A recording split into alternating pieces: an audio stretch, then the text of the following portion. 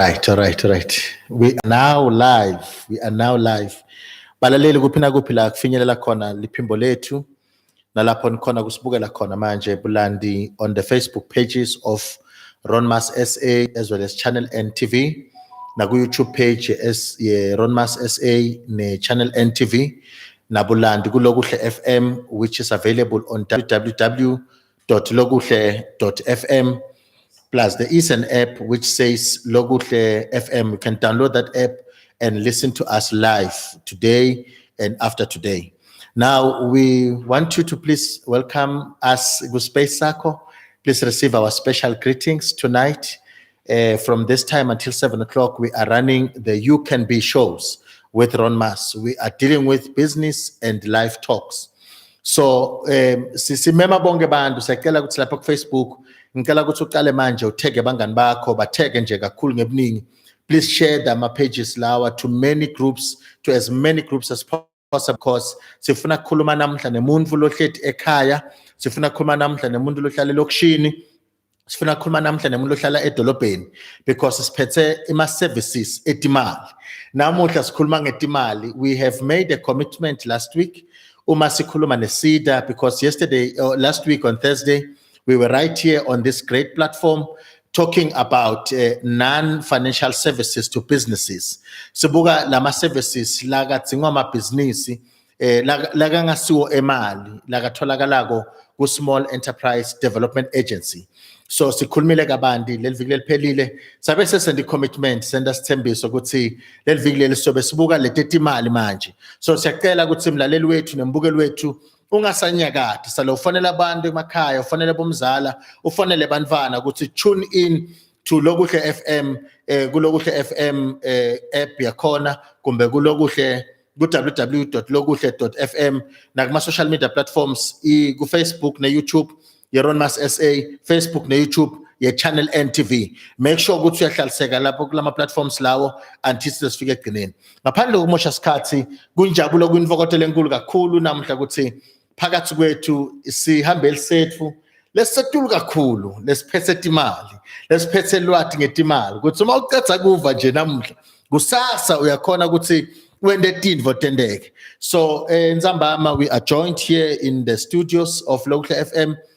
As we say, you can be tonight. We are joined by Mr. Sabelo Mamba, Legai Provincial Manager, SEFA in the province of Mpumalanga. SEFA kahle kahle labanye labafundi isilungu bathi acronym. Kahle kahle sifinyeto selgama maselphelele limele Small Enterprise Finance Agency. So this is an agency of the state. Leyenda tindvo tendeke. So I want to believe that a lot of people will be excited tonight to know that there is something, there is support for businesses in the beautiful province of South Africa and in South Africa as a whole. But we have a rep or a representative from the province of Mpumalanga to talk more about services like Akona Gusifa. Without any further waste of time, as we are saying, please continue. You can start writing your questions on Facebook so that we can read them out for Mr. Mamba to respond to them. Please continue to write your comments. They remain valuable to us. Continue to send them on social media platforms too. But don't forget to share them, to share this broadcast. Don't forget to tag other people. Asingamoshe isikhathi balaleli sebalinzile bavule amabhuku manje. Baphethe amaballpen bafuna ukubhala tindvo letibalekile labathi khona kodenda kusasa. What we normally say Babe Mamba is that we quote someone who once said, whenever a person speaks in front of people, there are two types of people from the audience. One type is the type that says which writes down what they hear the person say. They are writing down what the person is saying. Ngilabala basho ukuthi lo muntu strong, lo muntu powerful, lo muntu this and that. But there is another group which writes down what they will do as a result of what they heard the person say. So tonight we are inviting our guests. Write down what you will do as opposed to what you hear us or you hear Mr. Mamba saying. More than anything else, please write down what you will do. Uma sisakhulunywa but mina njoba akhuluma so nakulento yakogwenda lokhu kuphendvula lendvo nayo yami kuphendvula le idea ye business lebe nginayo lebe idzinga funding show ukuthi naku lento kwenda naku lento kwenda babe mamba asithathe lethuba sikwamukele kule show le sithi you can be with Ronmas sabona ba yebo kakhulu njalo sivukile chawe lami sithatha lethuba sikwamukele kakhulu kulehlelo sibonga lethuba lo nesikhathi lo sibeke aside on behalf of SEFA in the province lishonile langa but you did make time for this great nation, for this great province, because of the love that you personally, you as SEFA, you as a representative of the government of the day have for these great people. So thank you so much. We do not take it for granted. We truly appreciate you for setting time aside to talk to us. Thank you so much. Ngiyanibingelela nani balaleli. Excuse me.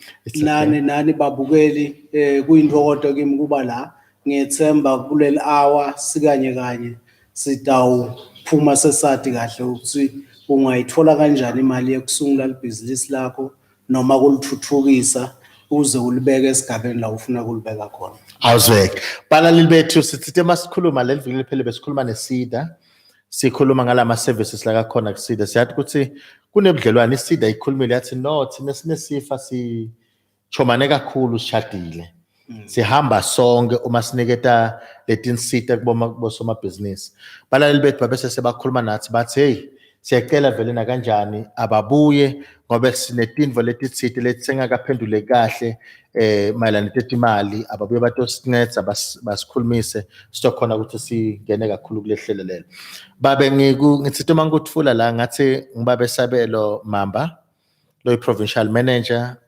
yaseMpumalanga SEFA ngicela ungiconfirmele kahle ukuthi ngibeke kahle mhlambe kumbe ngishaye eceleni silungise kancane babukeli nani balaleli vele ligama lami ngingisabelo sibongo wakamamba the provincial manager yaseSEFA eMpumalanga noma mawuthanza ungathi regional manager yeSEFA eMpumalanga. Perfect. Bakithi siyabonga kakhulu sesiyaqala siyababona abantu lapha ku Facebook basilandzela ngemandla siphuma donsela wena vele awusgage baba uhlala unathi and for that we remain grateful. Thank you so much for being with us through and through.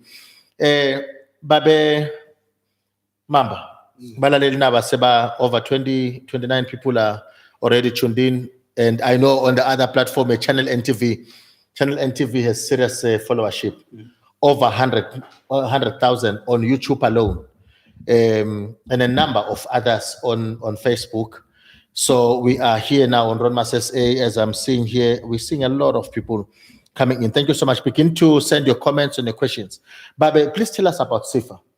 Is SEFA, a small enterprise finance agency.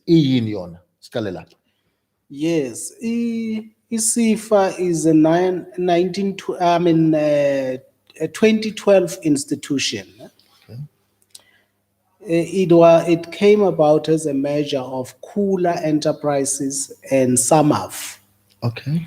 SAMAF used to be an entity in the DTI that was responsible for a concept that used to be called village banking, okay, where we were supporting communities to start their own village banks. Okay.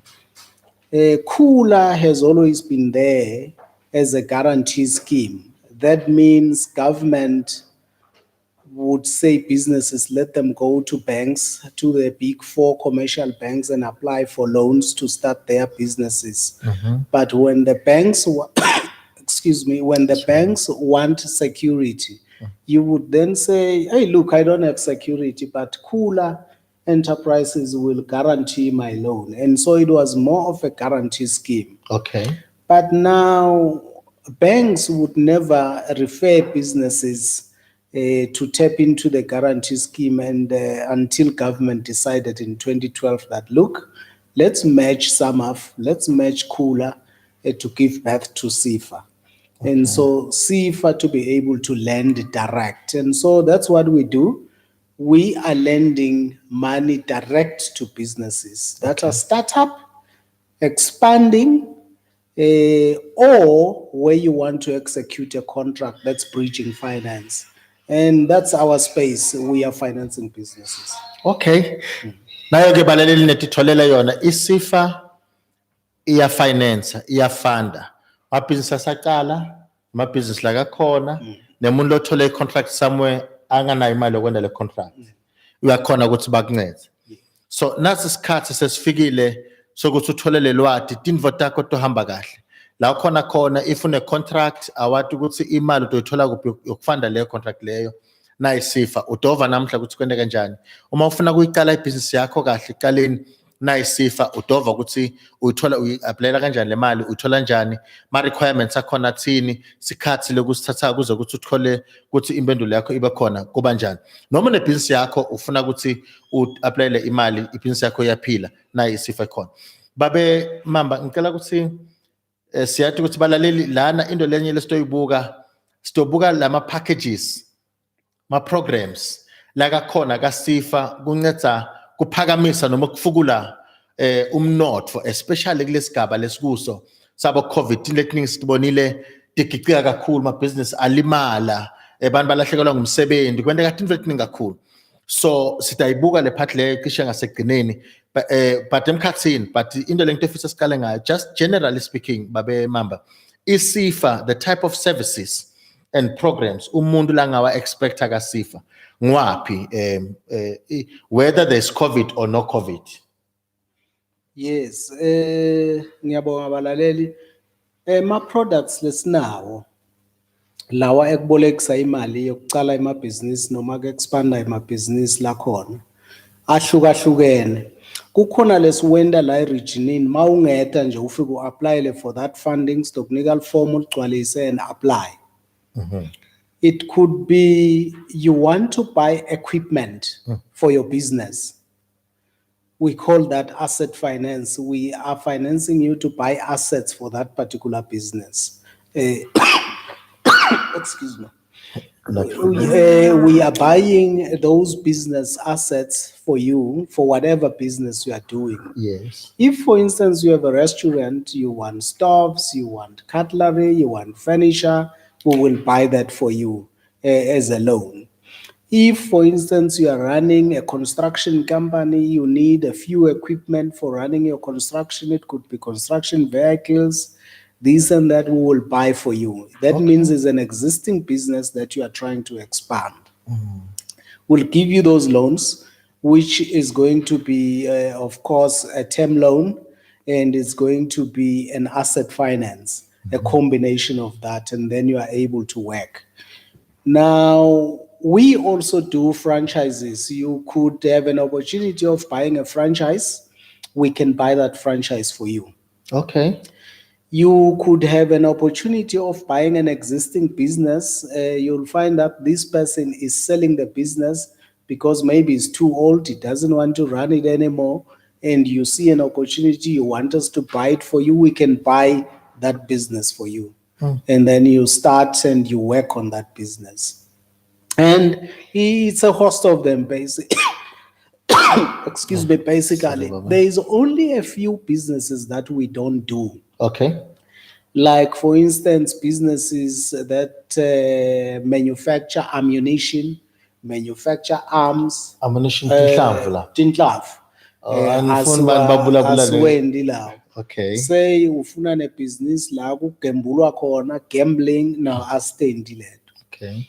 Say ufuna ibhizinisi yokucala itavern, no asiyendi leyo. Okay. But mangabe ufuna kwenda sports bar noma i-restaurant that has liquor inside, that we can finance. Okay. But a direct tavern awusingeke siyi-finance.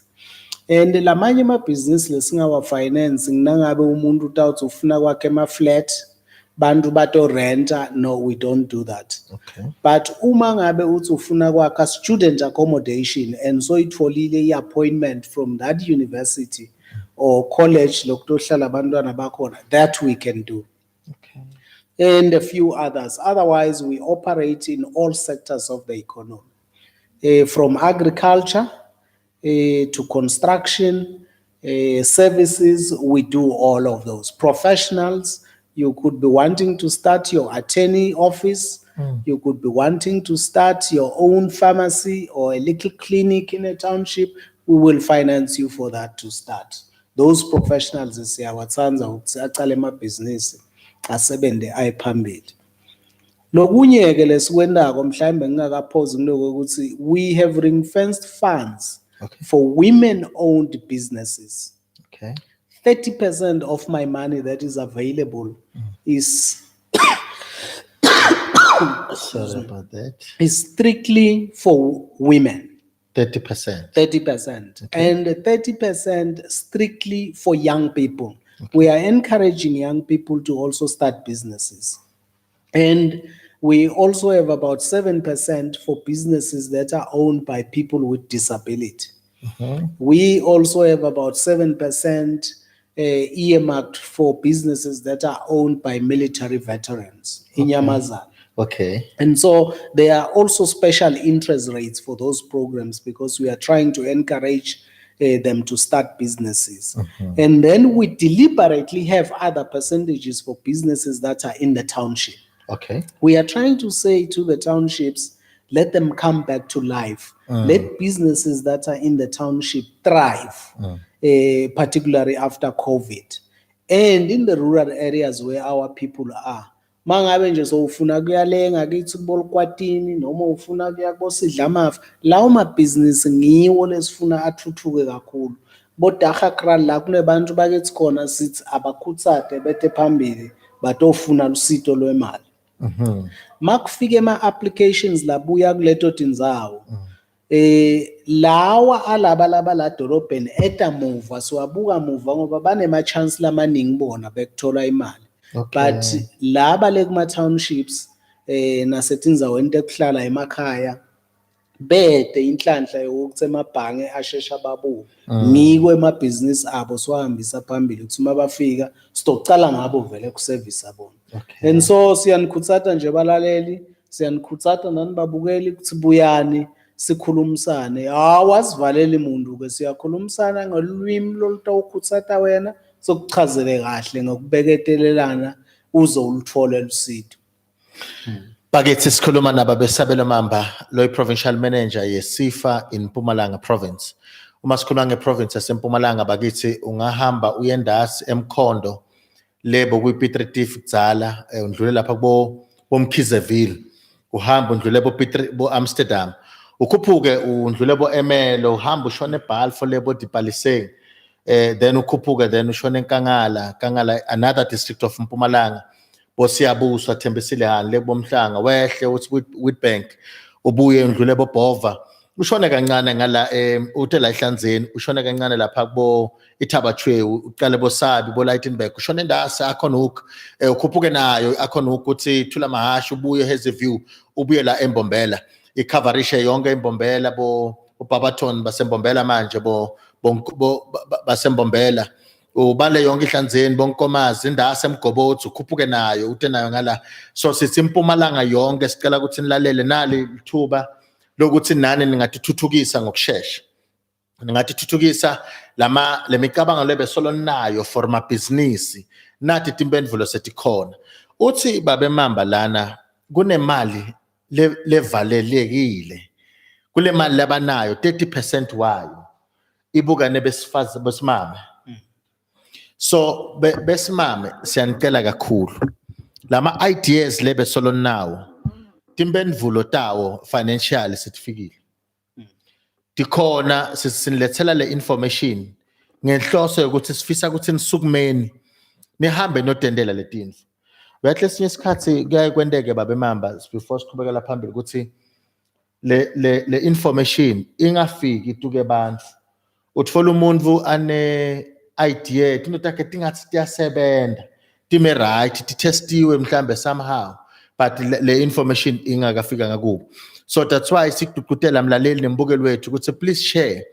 this broadcast to bantu and groups as many groups as possible please tag people bantu lobatiko ukuthi bangalijabulele lithuba lokuthi bathole emabhizinisi abo afandeka asupporteka achaseka ngetimali kuzokuthi nabo kusasa bakhona kusindo tabo thambe kahle siyabamukela bonke labasilandzelako ku Facebook na ku YouTube ku Ronmas SA na ku Channel NTV siyabamukela bonke labasilandzelako Bulandi kulokuhle FM ungadownloada iApp yakho Let's Lokuhle FM kuze kuthi khona kuthola le dinvo bathi inspiring content ngile information letholakala lapha kulomsakazo kuthi noma kunini ukhona ukuthola la nawe lwadi lwakho babami ngo 2020 nje right mangathi 2020 khona njalo 2019 2020 oh yeah ngo 2020 last year South Africa and the entire world experience issue of COVID for the first time yaduma kakhulu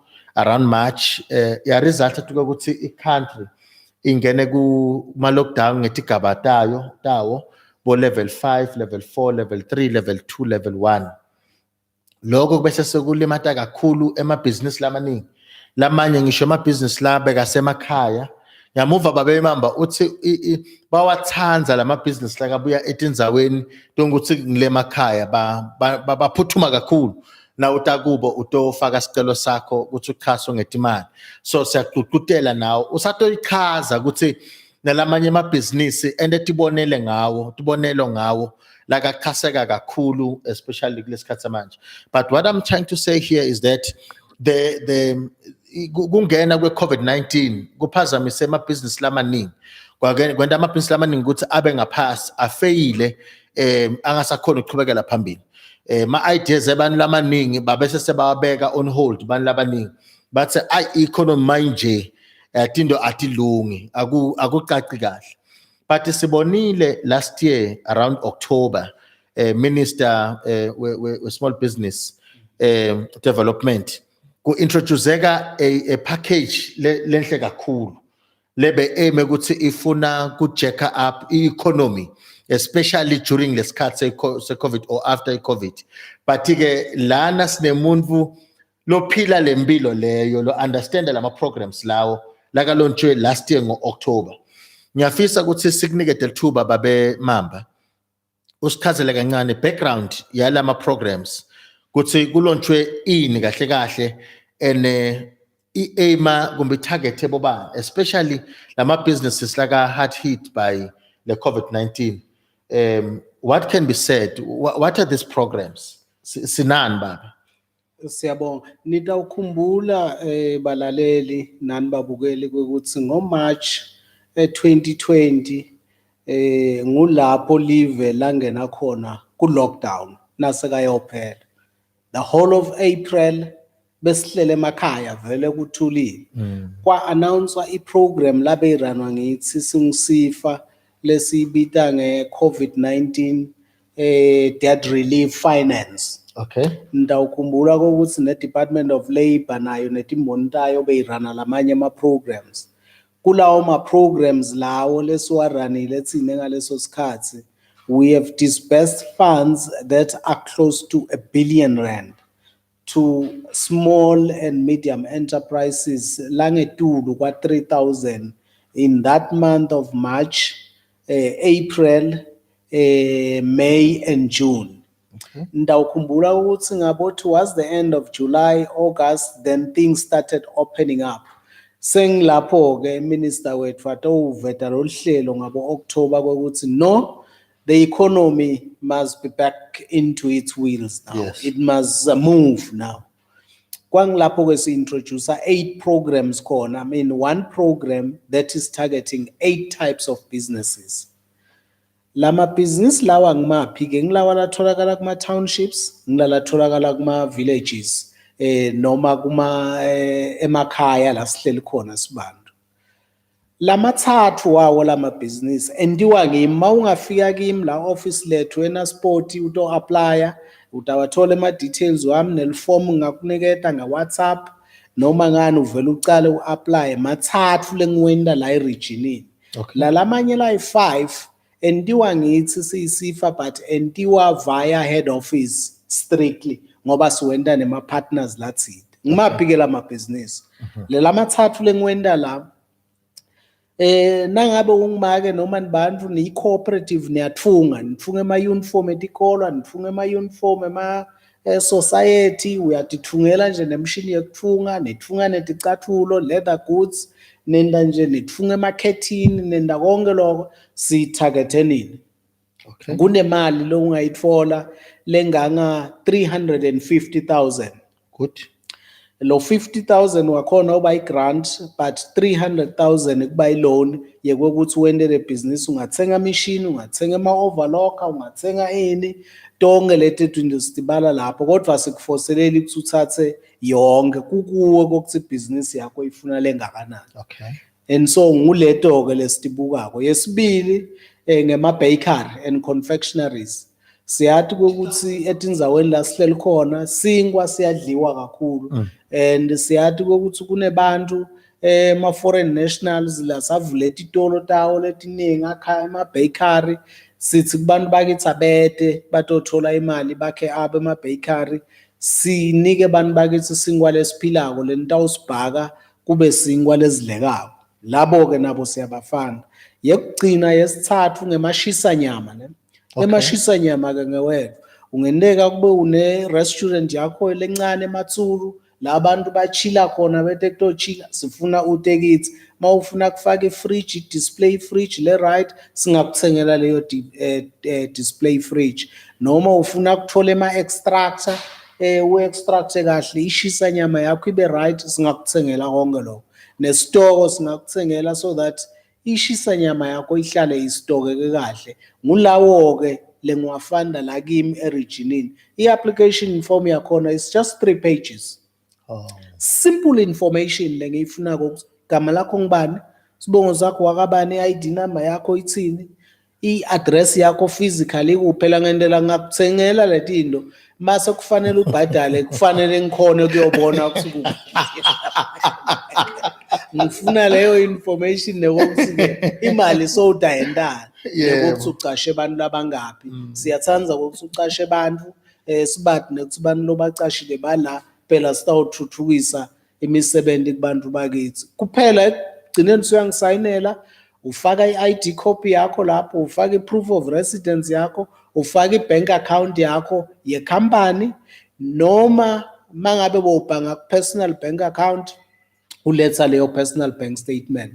Sengifuna ke ne-CIPC registration, ne-tax clearance yakho, ne-quotation yala utawuthenga letinto khona. That simple thing. Uyeta sihlala phansi emva kwamaviki lamabili ngiyakutshela ukuthi iapprove. Evikini elilandzelako silungisa ama-contracts, imali iyaphuma siyobhadala lela uthenga i-equipment khona. Le grant ingena ku-account yakho ye-business. Utawuholela 70 kulawo malangana usaqala ize business yakho isimama. Ngilawo ke lamathathu lengiwenda la regionini. La lamanye la ngi5 lendiwa head office nginawa la landzelako. Sorry kancane ngembe ukuthi ungene lapho bamamba ngithola umbuto la. Bothi besibekisa inzaba ya 30% kuthi yebo simame. And then sengithola umbuto la ku Mr Mashigo. Thank you so much for following. Uthi uma like bandu labana 40 years and above but basilisa the males okay let me put it to you this way. Do you have age limit gulama funding programs? See the age limit gulama funding programs sengilo ukuthi kunema categories lesiwabuka ukuthi are vulnerable kakhulu njenge youth, okay, which is unemployed. Ngiko ring fence certain funds for them 30%. Okay. Kune ma vulnerable groups women ngiko ring fence imali 30% for women. That is 60%. Okay. Then sakuna 7% or people living with disability and military veterans. Now that's 67 now. The rest of the money then can be available for everyone, and even males la sangetulu kwe youth osangakhona kusitakala nawo hayi kokuthi akakhaviwe. Siyabonga kakhulu bakithi sisho njalo babemamba ukhuluma la manje ngama programs laka aim kakhulu kutfukulula umnotho, right? Kuthi ufukuleke umnotho kuthi noma bathi kune covid noma kuna covid kunema programs laka khona manje kunemali lekhona ito khona kunceda abantu labakhona eMpumalanga njobe sikhuluma manje siseMpumalanga. Now ukhuluma ngama programs laka khona ukuthi endiwe la esifundzeni saseMpumalanga uthi mathathu 3 of them. The first one ngilele dila ngetindo tinga stock 2 yini ngile text ngesilungu bathini Clothing, Clothing. textile, and Okay. leather businesses. Yeah, clothing, textile and leather business. Uma kungukuthi thunga timpahla, thunga tathula, thunga yini njalo njalo. So le group lenjalo iyakhona ukuthi incedeke la eprovince. Kwesibili labantu labenda obestring labe beshisa nyama. Yeah, lapha ishisa nyama lapha emakhaya. Ungathatha phansi le business iyafandeka. Ingakhona ukuthi ikhule ithola ikhaseka kwetimali. ISEFA ithi iready kuthi ngasiva sikhalo sakho ikhona ukuthi kuncede. Laba besibili Bakery and confectionaries. benda namakokisi bonke la. Bende cookies netingwe. Lapha ekhaya Ke bantwana. yabona manenda amakhekhe lapha ekhaya nende bakery nenda amakokisi nani ningakhona ukuthi nikhaseke. So ku onke lama business lawo before ukuthi simuvela to the other 5. Ngifuna ukuchecka ukuthi vele kufanele ukuthi abe registered.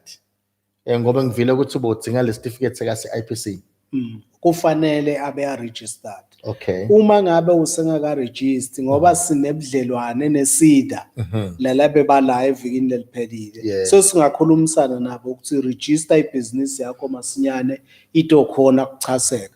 Ku register ibusiness akuthatha isikhathi. Ngeliviki nje tobe iphumile certificate sakho. Uye SARS bakunika i-tax pin aso right. So phelele yakhona kuprocesseka kahle. So balaleli ngicela ukuthi uma siqedza lama sessions lawo siyafisa kuva bantu labatothatha le information bahambe boyisebenzisa. Asho ukuthi ngivele session simo sambe so benginanawo umqondo but ke manje into setintshintshile ngende lokhu manje sengila. After skashana, after inyanga, after 2 months, after 3 months, or uma sesiya ngoNovember, because kunale program lesiranako babemamba lesibita during i World Entrepreneurship Week. Lapho sithi khona it's Mpumalanga, it's annual Mpumalanga Business and Investors Seminar. Lesibamba kominyaka yonke. Lo mnyaka lo wa 2021 iyobe ibuya kwesine, the 4th one. So siyafisa ukuthi mase sifika lapha sifuna umuntu ana something le tangible as a result of these sessions. Naglabe gakhona khona nagla gakhona ukupresent. So please take full advantage of these programs. Take full advantage of these services because they are meant to benefit you lapha ekhaya and no one else. So that's why we are calling upon you. Kuthi sho wena ungacabanga ukuthi kwalabo makhelwane, ungacabanga ukuthi kubantu laba mhlambe labangakafundzanga kumbe labafundzile mhlambe kubantu labathide. It is strictly for you.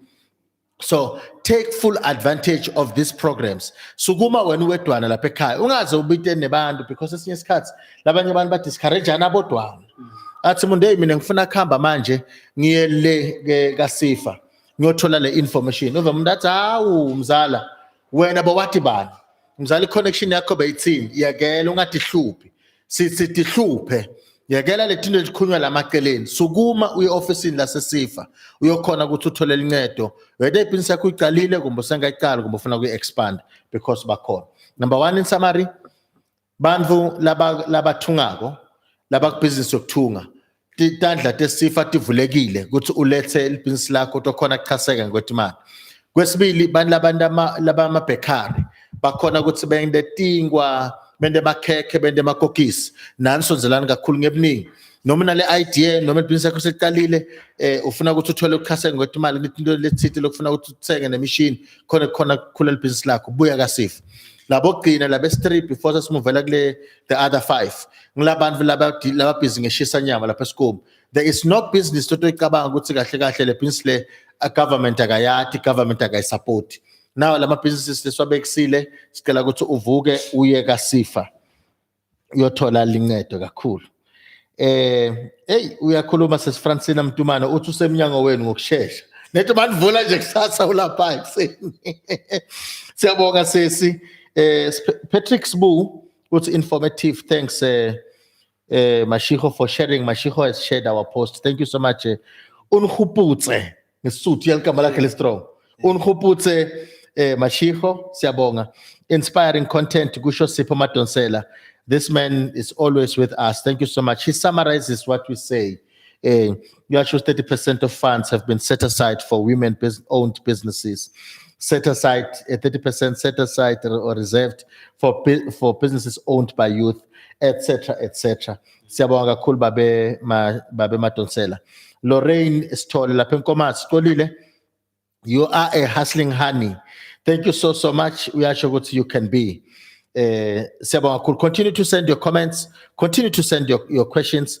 We have someone who's knowledgeable in the studio or in this premises tonight who will be able to give you answers that will satisfy you and respond to your questions. Babe Mamba, let's please move on to the other 5 types of businesses. Leo khuluma ngawuba. Asibonge balaleli nani babukeli. La lang 5 ke la processor from head office kulenye unit yethu lesiyibita iwholesale SEFA. Okay. Ngulala landzelako. Kodwa ke nawo ungawaletha la kimi ngikumixele letulu so that kutawuba lula to do follow ups. Azwe.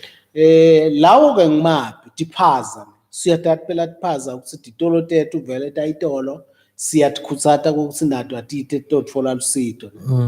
Ngama fruit and veg. Nabo mama bethu labathengisa la etimakethe bathenga emavenini, bathenga ema fruits, bathengisa ema veg, bathengise siyabakhutsata nabo ukuthi batothola imali bakhona ukuthuthukisa lawo mabhizinisi wabo. Senginaba labasilungisela tikorokorwana tethu le emakhaya backyard mechanics. Okay. Labantu laba bayawata umsebenzi wabo kodwa uthola ukuthi mhlawumbe bede emaphepha alokulaba kwendako bede nemishini kahle buyane nitfole imishini ninto lungisa timoto tebantu kahle ngekuhamba kwesikhathi mhlawumbe siyawugcina silungisa ukuthi kube nema tinshwana lesitendako ugcina uthola certificate utokhona kusebenta wakhe imali lefanele nabo siyabakhutsata kusabete sengibe emabhuchari. Okay. Phela emashisa nyama nemabhuchari kuyasebenzisana sithi ke nalabo emabhuchari nabo abasitakale kodwa ke basitakala from head office. Okay. And so nangai summarize as spaza shops, butcheries, automotive, your backyard mechanics, fruit and veg. That is 4. Leyo kugcina is personal care. Personal care ke bobani nabe masalon, barber shop, nalaba hula tinwele, labenda bo pedicure, bo manicure, personal care. Nalabo siyabakhutsata kusinabe amabhizinisi wabo aswasimamseni after iCovid nabo ba affectekile. Niyakhumbula ukuthi emasalon avalwa, niyakhumbula ukuthi kwathiwa abantu abangaholi bantu nje nyalo iningi lethu tinwele. So uyabona ukuthi business yethu ilimele siyanikhutsata ke sinani hotani sitowavuselele amabhizinisi wethu ayiphambili. Ngilawo ke la sihlanu balalela. Angibonge. Spaza shops, bomakhenika, la bomakhenika ma-panel beaters yabala. Ma-panel beaters yawabala. Oh, le makhaya. Le makhaya.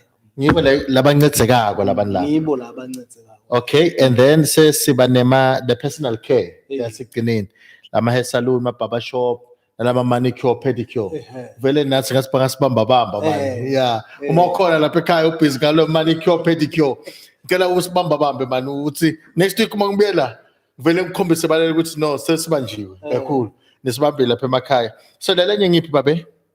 So ishilo ma fruit and veg. Okay, yes. Mama labathi titolo tawo etimakethe bayathengisa. Okay. Yeah. And so mangawalandzelanisa in alphabetical order is automotive, the backyard mechanics, PE butcheries, fruit and veg,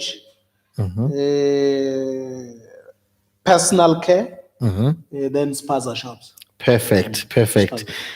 Summarize la bakithi naweva le 5 le ngile lenye lemikhakha isifa lengakhona ukuthi ngincethe ngawo. Babe ukhuluma kamnanzi uthi Mr Mambala ungaze uhlupheke ukuthi ufuna kushona kuphi though a processor a national head office but icela ukuthi ulethe la endleni takhe atokhona ukudlulisela ona nokuthi akucheckise mhlambe ukuthi kume right akuthumelele selena and then sekwendeka lama follow up kahle kuze kuthi into takho titohamba kahle ke mumo. Sicela ukuthi ukhulume nathi ke manje. Senda umbiko wakho like Facebook, like YouTube. Let's hear from you. If you have a question, if you have a comment, please send it through. because we want you to get this information, for you to use it for your benefit, for the benefit of your kids, for the benefit of your family, for the benefit of your community. We now know what if family is the basic unit of a community, the very, very basic unit. So if family is simamile, we know what community we have a structure let's right. Let's talk on ukuthi sikhulise nebantu. Nema social ills lamaningi. Labo ma crime, nabo what, nabo what. Lokuningi kwalethi into leti titobo shona phansi because bantu ba busy. Ngetinto letitsite letibaniketa imali tibakhipha busy tiphakamisa ama skills abo engqondweni tiba challenge engqondweni bakhona ukuthi bathuthuke bayekuthini sithi ke lapha ekhaya la khona mlaleli nembukeli wethu noma ngabe ukuphi noma ngiliphi business lo lendako SEFA is here to assist you financially, to assist you with what we call financial support to businesses. So ungahlala ekhaya, don't let your idea die because there is no financial support. There is financial support here. Akuyi ngebuhlobo lapha. Ngiright nje nginikhuluma la. Uqinisile. Ngilibeke ngelaqaka. Noma ngabe ngibani. Noma ngabe ngibani. Babe kancane nje maybe masingaqhubeka I criteria tinvo lenitibukako generally speaking lenitibukako uma umuntu aletha sicelo sakhe ukuthi atofundeka atokhaseka kwetimali what are those requirements? Kwekucala lesikubukako sifuna kwati lo mnikati waleli business lesifuna kusebenta naye. Umathi ngani ke umuntu umathi nge-ID yakhe. That person must be a South African. Show ukuthi abe ne-ID. 2 sifuna kwati ukuthi lo muntu uhlala kuphi, physical address. Okay. Yakhe as a person. Uma sesathi lokho sesicedzile ngaye lo muntu. Okay. Lokunye mhlambe sesingakubuka nje ukuthi vele ufuna kubhaka nje unalo yini lwati loncane lokubhaka but singeke sikuncishe imali ngekusawunalo lwati lokubhaka. Singama appointa umuntu at our cost to come and help you. Okay. Ukuthi ukubhakwa kanje kwenteka kanje. And so lokho siyakubuka but lokumco kakhulu sifuna kwati ukuthi ungubani, sifuna nekwati ukuthi uhlala kuphi. 2 sifuna kwati ukuthi li business lakho li registered ine CIPC ligama lalo ngubani. I tax clearance inayo yini ngoba sifuna phela ema business wonke ayibhadare I tax. But ke kukhona emabhizinisi lesiyaye sikubuke bese sifica liso kuletinye taletindo njengalabo makela abathengisela ema-veg lapha ngaphandle ukuthi company longayi register but sifune kwathi ukuthi masipala ukuvumele nithi usebenze la mangabe masipala uvumile sithatha lawo maphepha lo bhalise ngawo nesiphaza sakho ngalesinye isikhathi kunokwendeka sibede I-registration but sifune kwathi kuze siphaza siyatiwa yini ukuthi sakho lesi nangabe masipala sokunikile leyo ncwadi it's fine but la mathathu lentwa ngemi la regionini lawo sifuna vele ube uregistered CIPC une tax clearance then sesifuna kusinike isithombe sokusiletindo lofuna kuyotithenga uyadati I-quotation yakhona ukuthi unginako nanako ukubita imali lengaka sifuna basically lokho that's all.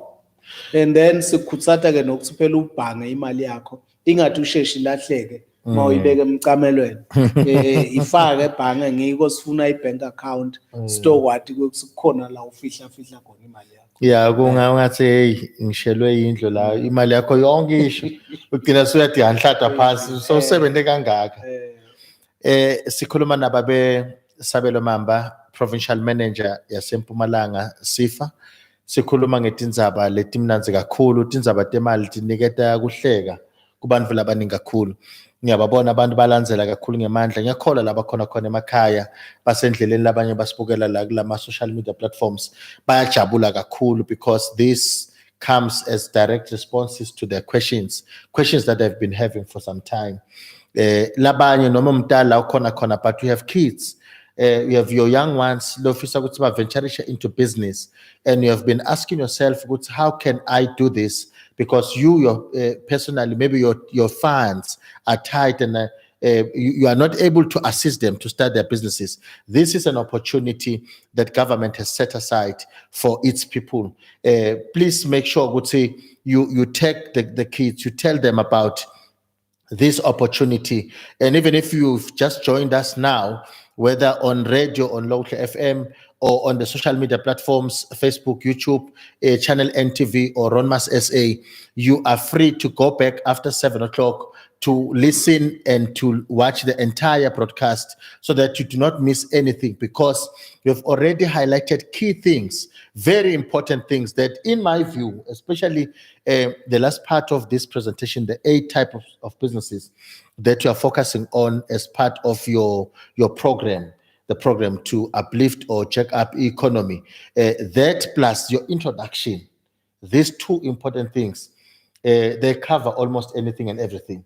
Because lana babe mlaleli la khona khona, what Mr. Mamba also said is that if you have a contract somewhere but you do not have the money to fund it, they can assist you with that so that you can be able to do your work. Ungahlali ne contract nel order, diesel order bal cancel, but uyahluleka deliver. Come to the correct offices, look for assistance uyelapha. But ngifuna kusho lenye into la babe Mamba, kuthi ngike ngafunza lemanye amagama kulomunye umuntu athi lamagama, if a person asks or a person who fails to ask a question will remain like that for the rest of their life, baze basebenzisa igama lokuthi is a fool for the rest of their life, because they have failed to ask a question. But the person who becomes a fool once and asks a question, this one will be a wise person for the rest of their lives. So mlaleli ngisifuna kukulethela isithombe ukuthi ungaqali empilweni usabe ukubuta umbuto, ungaqali empilweni usabe kokokota eminyango lotsite, because bomakhelwane bathi hayi ungayi, because bomakhelwane bathi hayi lethinto leti angeke uzothi khona, asuke abantu labanjengani. Lamathuba lesikhuluma ngawo abo bonke abantu labakhona la, sicela ukuthi ulisebenzise lethuba uvuke ushone ema-ofisini akasifa uyothola lincedo, ukhona ukuthi libhizinisi lakho liqhubekele phambili. Babe sesiya ngasekugcineni, mhlambe ngidocela ukuthi usiphe isamari yalo besikhuluma namuhla. Mlaleli while asenda njalo babe Mamba asiniketa isamari sesiya ngasekugcineni, you can send your last minute comments or questions sitogcina ngawo ekugcineni ukuthi sikhona kwaphendula kuzokhona kuphenduleka kahle. Babe Mamba, siyabonga sikhathi senibalaleli nani babukeli nekusinika indlebe. In summary ngiyathanda kusho ukuthi le business idea lonayo ingiyo, ungatibukeli phansi ngayo, buya noma usafuna kuyicala phansi noma ufuna kuyikhulisa, buya sikhulumisane sibone ukuthi singakusita njani. Lokumnanzi ngeSEFA utawuhlala phansi nathi sikhulume ngalwimi loluvako, sikubonise sibonisane sonke. Asikwati konke nathi, wena ibhizinisi yakho yatiwa nguwe kakhulu kunathi, thina siphethe imali nje kuphela. But buya ke sikhulumisane sitokusita ngemali uthuthukise libhizinisi lakho, noma liyacala noma ufuna ukulithuthukisa. Noma ke so une contract lo ufuna kuyenda, so uswele imali, buya sitokusita ngemali. Noma ufuna kuthenga i-franchise, noma ufuna kuthenga ibhizinisi le-existako, so uyahamba umnikati wayo akafuni kuyilahla ufuna kuyithengisa, buya sekulungisele imali uyithenge uyirane le business iye phambili. Ngiyethemba balaleli nani babukeli nitawusakha isikhathi site sitawukhulumisana, njengoba ngishito ligama lami ngingisabelo Sibongo wakamamba. I-email address yami ke ithi Sabelo M, Sabelo for my name, M for my surname Mamba, Sabelo M at SEFA, SEFA, sefa.org.za. Inombolo yami ye cell phone is 076 474 5435. 076 474 5435.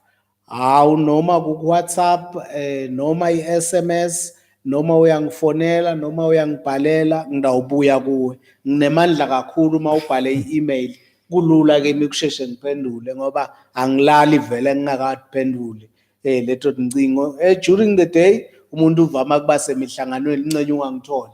Kodwa ke khulileka ngokungisendela iWhatsApp. Ubochaza nje nokuthi ibhizinisi lakho liyini nokuthi ungibani ngilokhona mangireturn i-call ngathi kuthi ngikhuluma nabani. Ngiyabonga kakhulu balaleli nani babukele. Nkosi yami sibonga kakhulu babe Sabelo Mamba. Besina Mr. Sabelo Mamba, lo provincial manager for SEFA in Mpumalanga. Namuhla ke balaleli we're talking about financial support to businesses. So we have touched on a number of things, and we have come closer to the end of our program. But your offices, are you able to receive guests during this time or? Yes, ema-office wethu ngenhlanhla lembe singakavumeli ukusiningene khona. Kodwa kule building yethu le-Liner Sport ngoba la office lethu li-Liner Sport kuphela. Naso uya kuletinye tindzawo njengasemalelane, Conze Sida utawuthola imininingwane ngathi. Mawuye Hazy View, Conze Sida utawuthola imininingwane ngathi. Mawuye Wheatbank, Conze Sida noma eSekunda, Conze Sida utawuthola imininingwane ngathi. Kodwa ke sengavumela abantu ukuthi bangene office la kimi nje na sport mawuta khona kune register lapha phansi kulaba labasibukele le building ufike ubhalise igama lakho nzambama ngiyayithatha ngicale ngayo kuseni nginifonele nonke ngikhulumisane nani ukuthi benifunani then sikhona ukukusida. Babe sibonga kakhulu.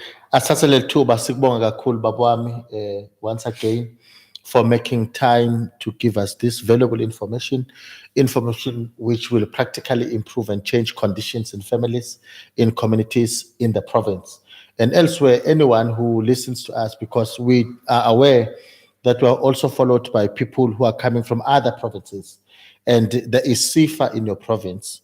Wherever you are in South Africa, whether you are from the Eastern Cape in KZN, the Western Cape, Limpopo, Northwest, Northern Cape, Free State, wherever, any province in South Africa, there is SEFA, www.sefa.org.za. Now, if you are here in Mpumalanga, we have the man in charge of the Mpumalanga SEFA, Mr. Sabelo Mamba. So he has given us his contact details, and the email is sabelom@sefa.org.za. The SEFA is SEFA for Small Enterprise Finance Agency.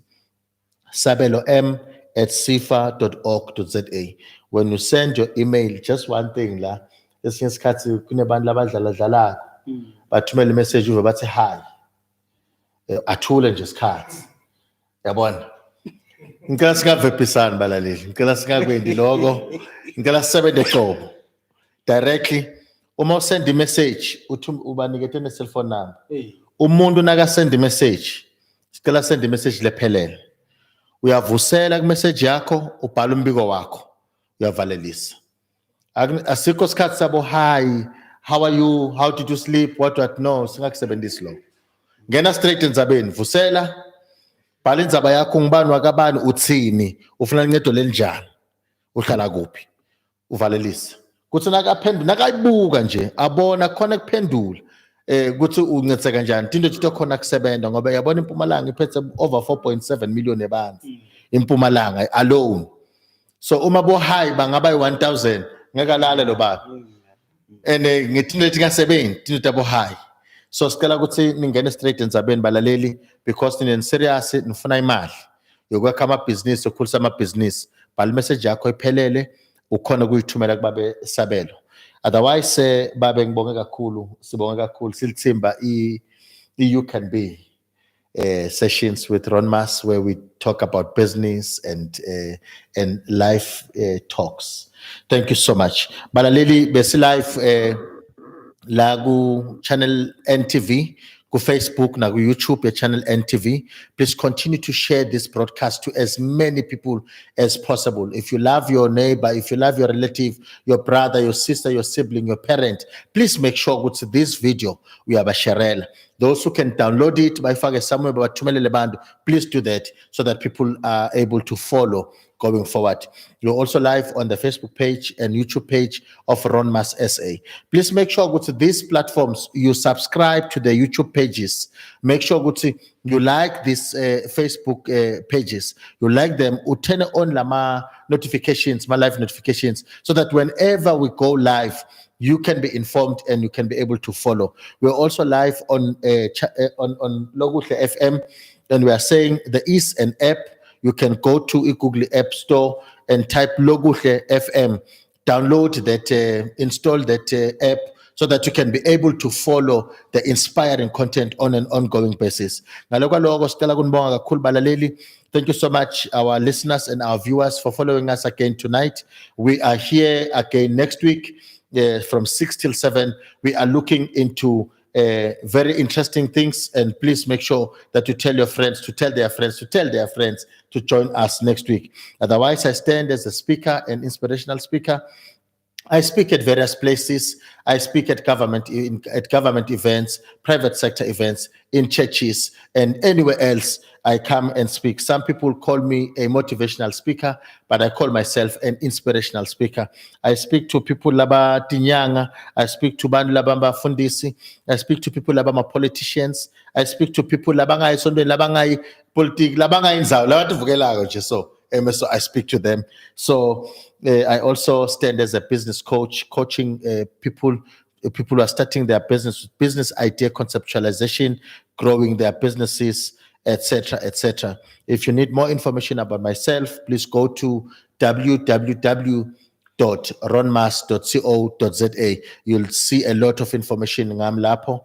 Otherwise, follow us on this platform, the Facebook pages. Thank you so much once again for making time for this great show. We truly love you. Thank you so much.